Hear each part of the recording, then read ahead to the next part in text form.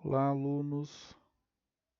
Bom dia, boa tarde, boa noite, dependendo do horário em que você vai assistir esse vídeo. Nós estamos começando a segunda parte da aula de número 6, a equipe de enfermagem e os idosos e o processo de luto na equipe de enfermagem, lidando com a finitude. Nós já falamos sobre a questão dos idosos na primeira parte e agora nós vamos falar sobre o luto. Lembrando que nós estamos gravando essas aulas para o Colégio TecX, as turmas 79, 80 e 81.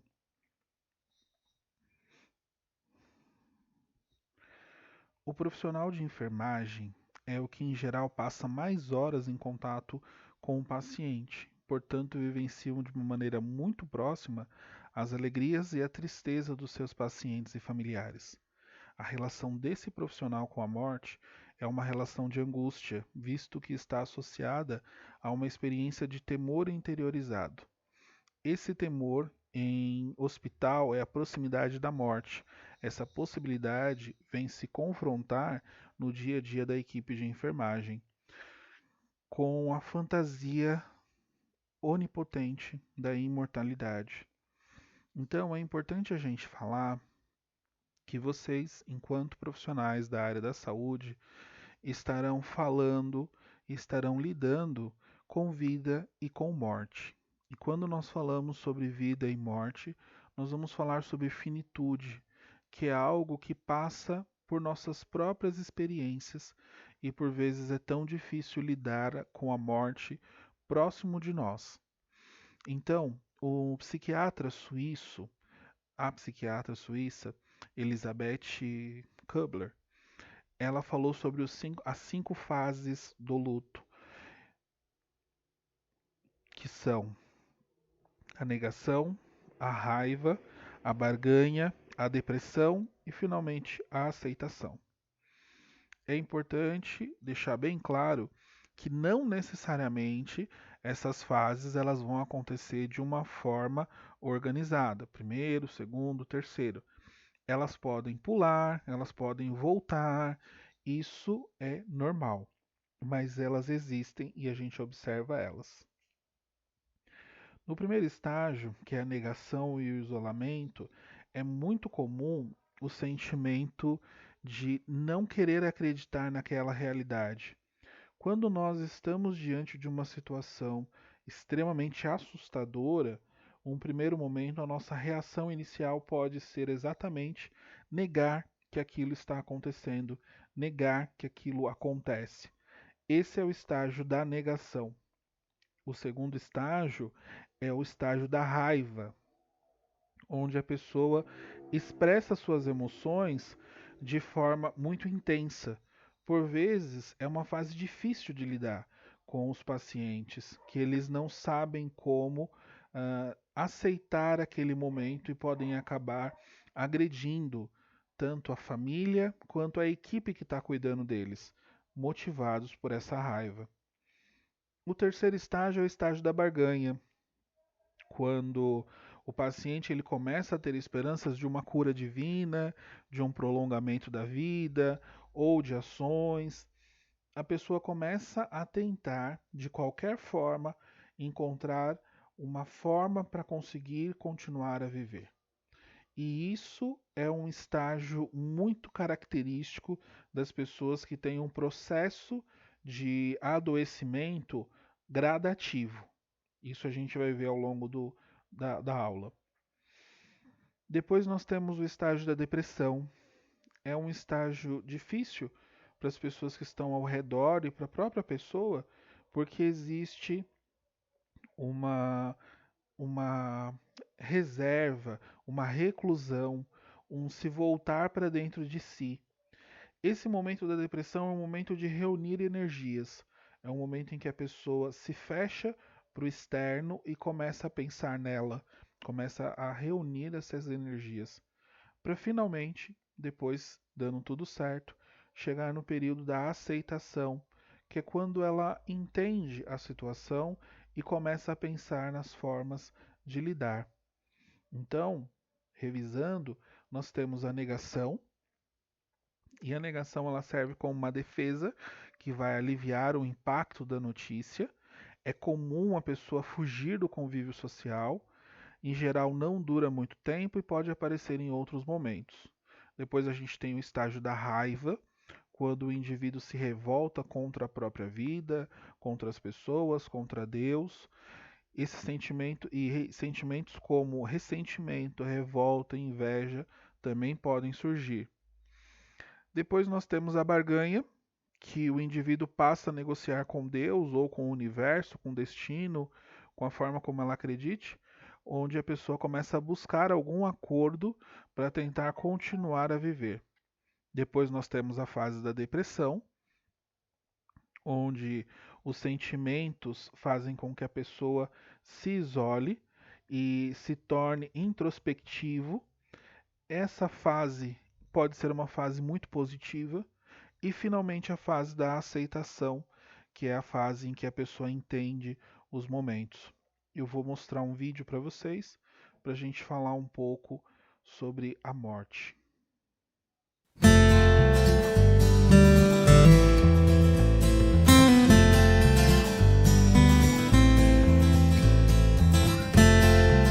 Se eu soubesse que eu ia morrer sem ajudar alguém que eu podia ter ajudado, eu acho que eu vou morrer bem arrependida. Acho que já fui injusto, sim, entende? E não gostaria de ser novamente antes da minha ida.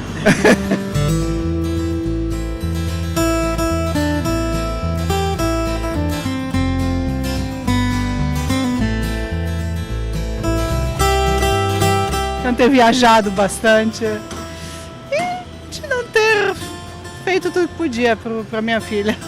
As pessoas geralmente fazem pelos outros coisas que elas acreditam que é importante para o outro, mas a maior parte das vezes o outro não te pediu isso. E aí querem um acerto de contas no final. Isso é tão sério que pode criar uma espécie de mágoa. Quando você deixa de fazer alguma coisa que é importante para você, para poder fazer algo que é importante para uma outra pessoa, esse tempo não volta.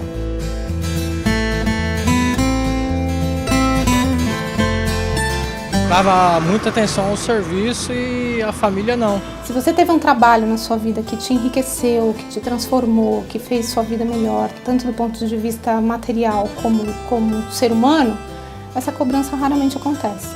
Mas se o trabalho é um peso, você pôs um tempo nele que te falta agora no fim da vida, certamente vai causar arrependimento.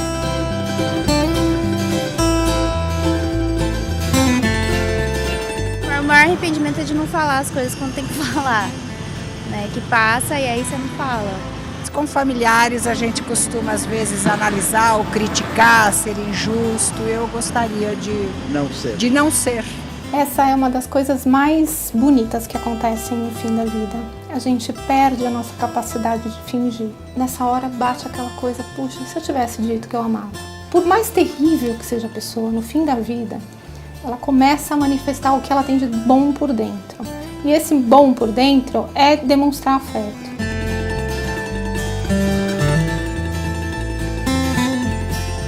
As relações que a gente tem com os amigos são relações, na maior parte das vezes, muito mais honestas, muito mais verdadeiras do que às vezes a gente tem com a nossa própria família. Aí dá vontade de ficar com os amigos nesses momentos, porque a gente sabe que os momentos precisam ser especiais, né?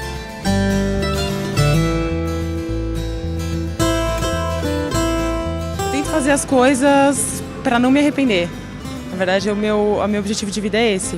Esse arrependimento, ele é, na verdade, um resumo de todos os outros. Se tivesse seguido a intuição, seguido o coração, você talvez não tivesse ido para esse caminho. E aí você teria sido mais feliz. Esses 5 arrependimentos, eles são um grande paradigma de um ser humano.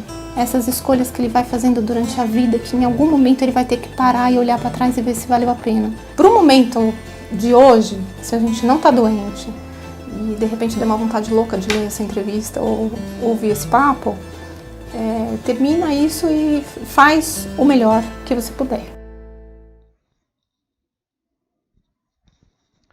Esse vídeo é do Hospital Albert Einstein e eu gosto sempre de usar ele para a gente falar sobre isso. Porque, como eu falei, falar sobre vida e falar sobre morte é falar sobre finitude. Nós não somos eternos, mas às vezes a gente esquece isso e parece que a gente quer viver como se fosse. E aí falar desses 5 arrependimentos. Gostaria de ter tido coragem de viver uma vida fiel a mim mesmo e não a vida que os outros esperavam de mim. Se pergunte se você está vivendo da forma como você gostaria de viver ou se você está vivendo preso a padrões e a regras que não são suas.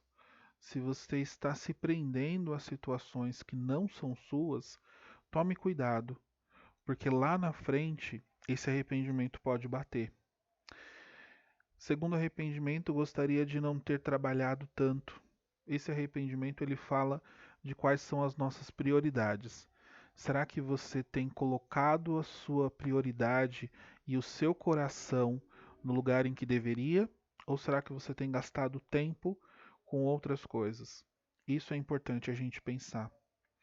Gostaria de ter tido coragem de expressar os meus sentimentos. É o terceiro arrependimento. Eu sempre falo e desde o começo eu venho falando sobre isso, sobre ser verdadeiro. A autenticidade, a congruência é isso. Ser verdadeiro com os meus sentimentos. Se eu não estou feliz, eu não tenho por que fingir que eu estou feliz. Se eu estou triste, eu tenho que estar triste, eu tenho que viver aquela tristeza. Não tentar pular os meus sentimentos. O quarto arrependimento, gostaria de ter mantido contato com os meus amigos. Amigo é algo muito forte e é importante a gente entender quem são os meus amigos. Eu tenho amigos? Se eu não tenho amigos, eu preciso começar a pensar nisso, porque senão eu posso também chegar nesse momento da vida e me arrepender, porque eu estou trilhando um caminho solitário. O quinto arrependimento, gostaria de ter me deixado ser mais feliz. Quantas vezes a gente se sabota, quantas vezes a gente deixa de viver algo porque nós temos medo. Então se permita ser feliz. E a gente está chegando no final do nosso tempo juntos e eu quero deixar uma música para vocês e encerrar com ela as minhas aulas.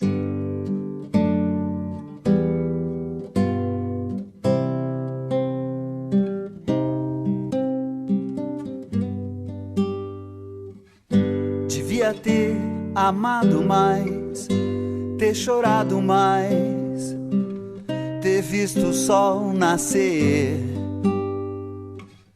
Devia ter arriscado mais e até errado mais, ter feito o que eu queria fazer. Queria ter aceitado as pessoas como elas são. Cada um sabe a alegria e a dor que traz no coração. O acaso vai me proteger enquanto eu andar distraído. O acaso vai me proteger enquanto eu andar.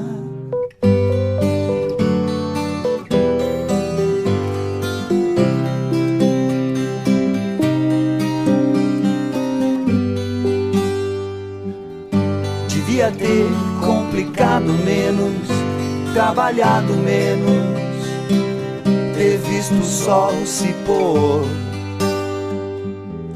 Devia ter me importado menos com problemas pequenos, ter morrido de amor.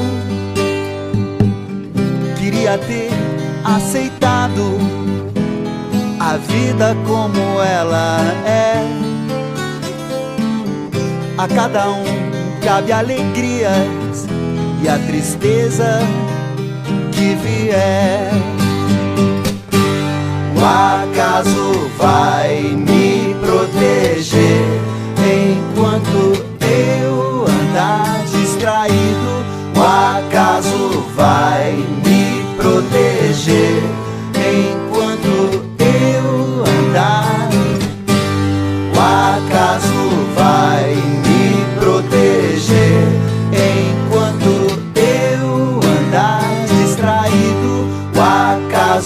vai me proteger enquanto eu andar.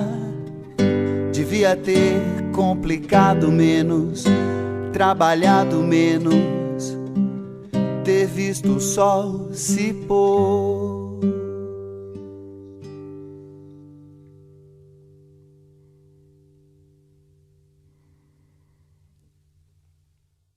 Então, o meu desejo, alunos do Colégio TecX, turmas 79, 80 e 81, é agradecer vocês por esse momento que nós tivemos juntos, por nossa jornada.